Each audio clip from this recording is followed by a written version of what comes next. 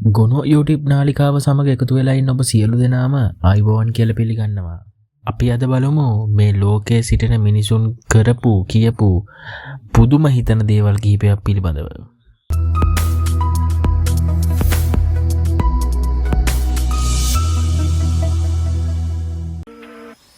යාළුවනේ මෙම world record එක අපිට කරන්න තියා හිතන්නවත් පුළුවන් දෙයක්ද කියලා බලන්නකෝ.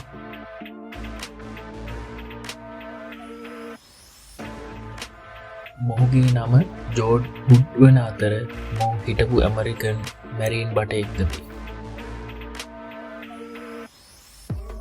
ඔහු මෙය පැය 8යි මිනිත්තු 15යි තප්පර 15ක් මේ අයුරින් සිට මෙම ගිනෙස් වාර්තා පොතට හිමිකම් කියනු ලැබීය. මේ බලන්නකෝ යාළුවනේ මෙයා තියලා තියෙන ගිනෙස් වාර්තාව. මොහුගේ ශරීරයෙන් 100% ආවරණය වන පරිදි මොහු ටැටූ කරගෙන තියෙන්නේ. From Guinness World Records is the most tattooed person in history. Lucky Diamond Rich වන මොහු නවසීලන්තයේ උපත ලැබුවෙකි. How many tattoos do I have?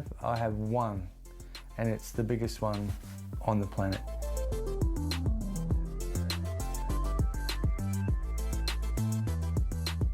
අපේ සමහර අයියලා මල්ලිලා රැවුල වෙන්න ක්‍රීම් තෙල් එක එකව ගානවා.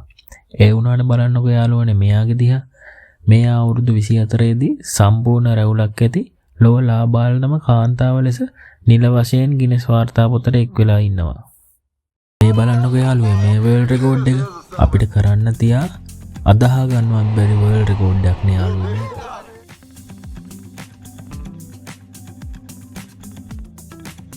මොහුගේ නම සිඩ්නි ඩී කාවොල්හෝ. මොහුගේ ඇහි බැම මොහුගේ අක්ෂි කුහර වලින් ඔබ්බට මිලිමීටර් 18.2ක් නෙරා ඇත.